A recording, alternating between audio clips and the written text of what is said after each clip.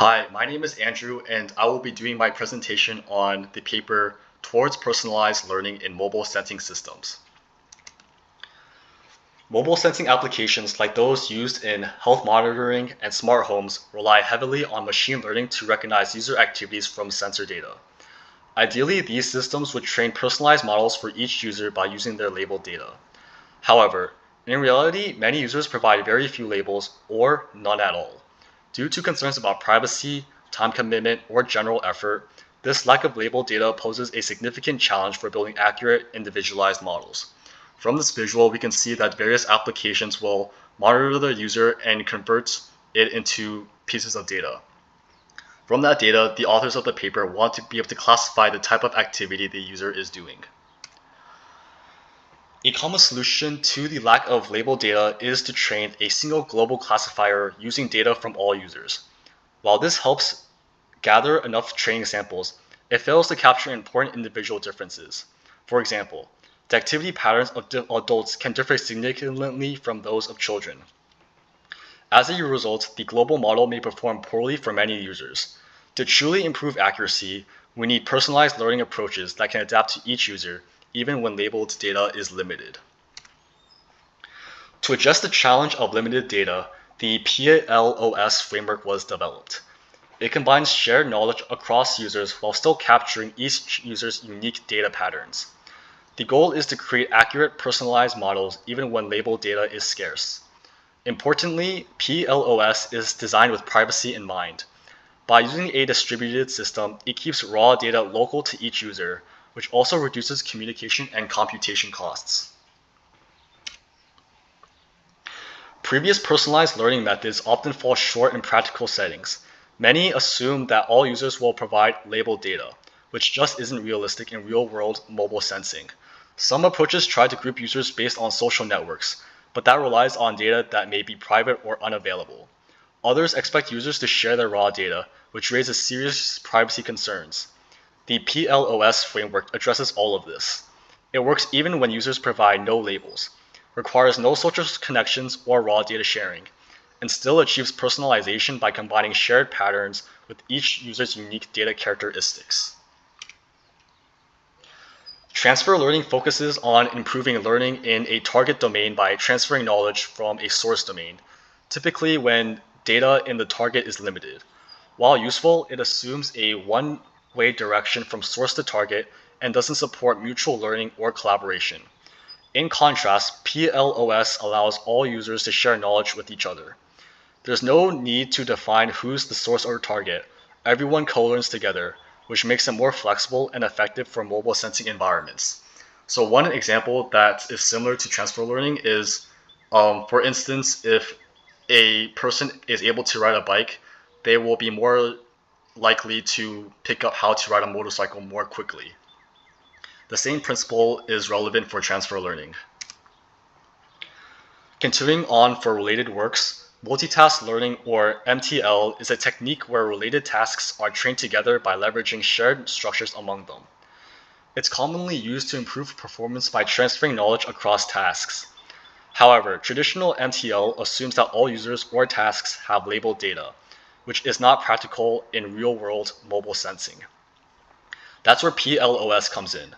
It extends MTL by supporting users who provide little or no labels, combining a global shared model with personalized adjustments for each user.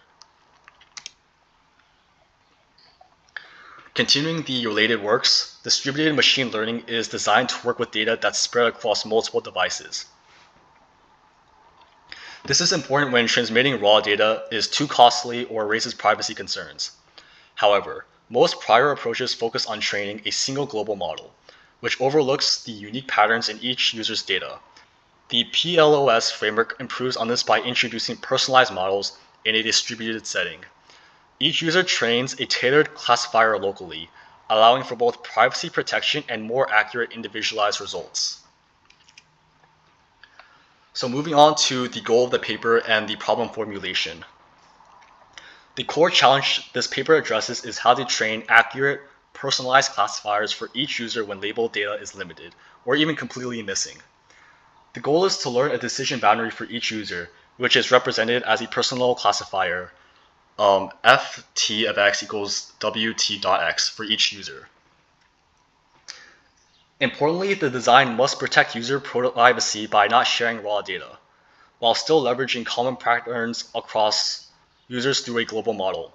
At the same time, it still needs to capture individual differences and remain scalable and efficient for real-world use. So the goal of this paper is to train a personal classifier for each user rather than relying on a single global model. Each user will be labeled T and have their own set of data points. Some of these are labeled, for example, if they're standing or sitting, while the rest of these data points will remain unlabeled. The classifier we want to learn is a decision boundary shown earlier, f of t x equals wt dot x, which is essentially a hyperplane similar to what's used in SVMs. This allows the model to separate different activity types based on each user's unique data distribution. So here we see a visual of what the authors of the paper are trying to achieve. There will be a cloud server which will be connected to various participating users. Each user will have a global classifier as shown by the red arrows, and then on top of that there will be personalized classifiers shown by the different colored arrows. And it uses an approach similar to SVM in classifying what it wants to achieve and what kind of activity the user is doing. So the goal of the system is to learn a personalized classifier for each user, f of t, ftx equals wt dot x for each user t, instead of one global model. To do this framework introduces a global classifier w0, which captures common patterns shared across all users.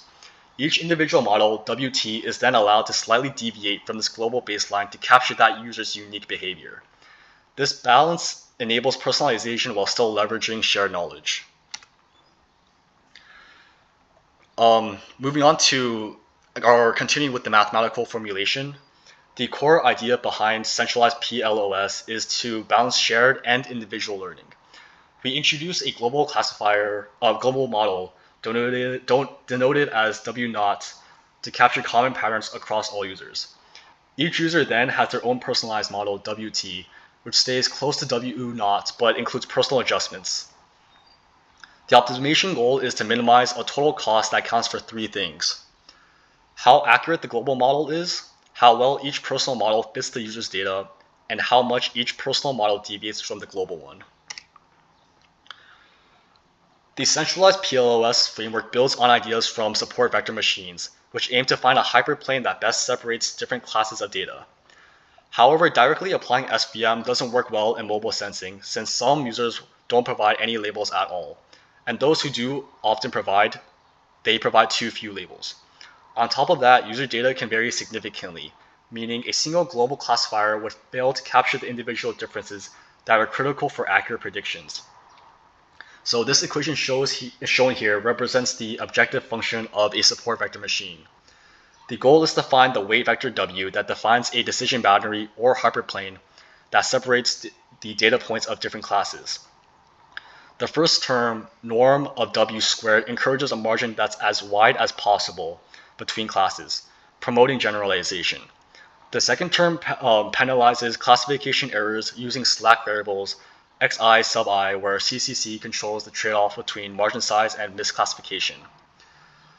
The constant constraint ensures each point is correctly classified with some tolerance, allowing a small margin of error when necessary. So here we see the core mathematical formulation behind centralized PLOS. It's a two-layer optimization. There will be an outer layer which assigns labels to unlabeled data, while the inner layer learns a shared global model and personalization models for each user. The objective balances three things: how simple the global model is, how much each personal model deviates from it, and how many classification errors we tolerate. This setup allows us to learn accurate, individualized classifiers even when some users have little or no label data. To handle users with unlabeled data, the centralized PLOS framework sets up a two-part optimization. The outer optimization guesses labels for the unlabeled samples.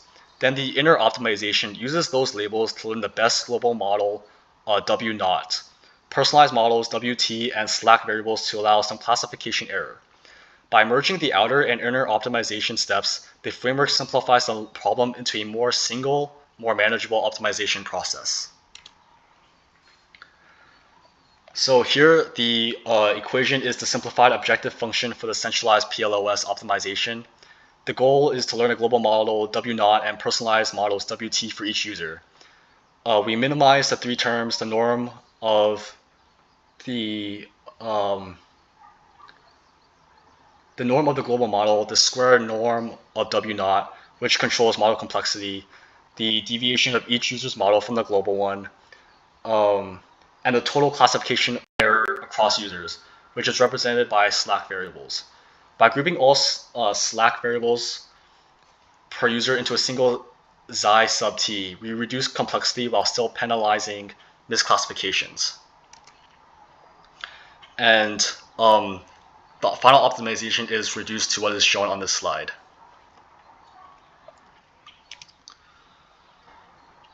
So the goal of the centralized PLOS optimization is to train personalized models by balancing three objectives: minimizing the global classifiers complexity, minimizing how much each user's model deviates from the global model, and minimizing classification errors across both labeled and unlabeled data.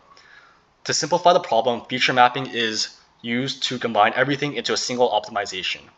Then to solve it, we apply a method called CCCP to handle the non-convex parts and use a cutting plane algorithm to efficiently find the optimal solution. And these will be expanded on in the next slide. So moving to the CCCP and cutting plane,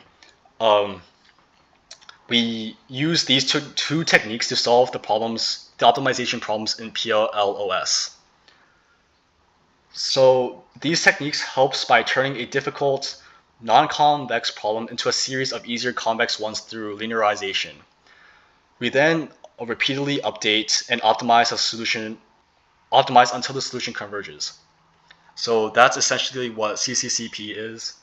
Meanwhile, the cutting plane method starts with just a few constraints and adds only the most violated ones, making the optimization much more efficient without needing to check every possible constraint. So moving on into why we choose distributed PLOS.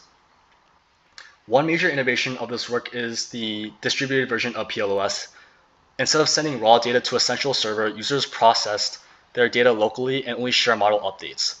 This approach protects user privacy, cuts down on communication costs, and saves device energy. At the same time, it still enables personalized learning without exposing sensitive information. Plus, the system is still scalable, making it practical for real-world mobile sensing applications with many users. So here I show the pseudocode for the distributed PLOS algorithm. It starts with initialization, setting all the variables. Then the CCCP process starts, and after that finishes. To get the convex optimization, the ADMMM process starts. Then after that finishes, the cutting plane process starts, and each user solves the problem to get these three variables and send them to the server. The server calculates W0, UT, and the objective function value L. And then if the residuals are less than the thresholds, it goes to step 7, otherwise it loops back to step 3.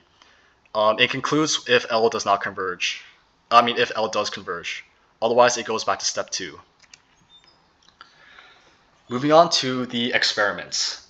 So for the experiments, they use 3 datasets: a custom body sensor setup that measured activities like sitting and standing, the public HAR dataset collected from smartphone motion sensors, and synthetic data that lets us directly control user variation. We tested several key variables, including the number of users who provided labels, the percentage of labeled data per user, differences between users simulated through data rotation, and the effect of regularization parameter lambda, which controls how much users share model features. For this experiment, each participant wore 3 Talos B sensor nodes. equipped with accelerometers and gyroscopes on their waist, left shin, and right shin. We collected data from 20 subjects ages 18 to 35, and while they performed 2 activities, standing, sitting, each recorded over a 5-minute session, the raw sensor signals were divided into overlapping windows and processed into 120-dimensional feature vectors. In order to simulate real-world scenarios, only a small portion of the data, around 60%, was manually labeled by some users. So going into the analysis, the authors found that by adding more users who provide labels significantly improves classification accuracy. So PLOS benefits the most by learning both shared and individual patterns. In contrast, the single model doesn't improve much because it can't share information across users. While the all model improves but struggles the individual differences, group-based methods improve too, but are limited within group boundaries. Similarly, when individual users provide more labels, accuracy improves across the board, with PLOS still outperforming all baselines, especially for users with few or no labels. And this is supported by the graphs on the right-hand side. So going into the experiment on smartphone data, for the smartphone experiments, they used a data set with 30 users performing 6 different activities, but they focused on distinguishing between sitting and standing. The 2 hardest activities to separate. Each user contributed about 50 samples per activity, though most of the data remained unlabeled.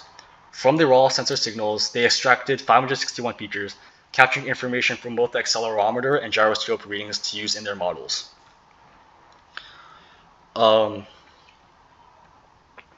And this is all supported by the graphs on this slide as well. So moving on to the experiment on synthetic data, the authors ran a 2-class classification problem, and they generated data points from Gaussian distributions for each class. In order to introduce realism and reflect real-world noise, they randomly flipped 10% of the labels, and also simulated the user variation by rotating the data, which allowed them to model differences in user behavior patterns across the data set. Looking at the different graphs, you can see that the ones with the PLOS label have the highest accuracy on both users with labels and users without labels.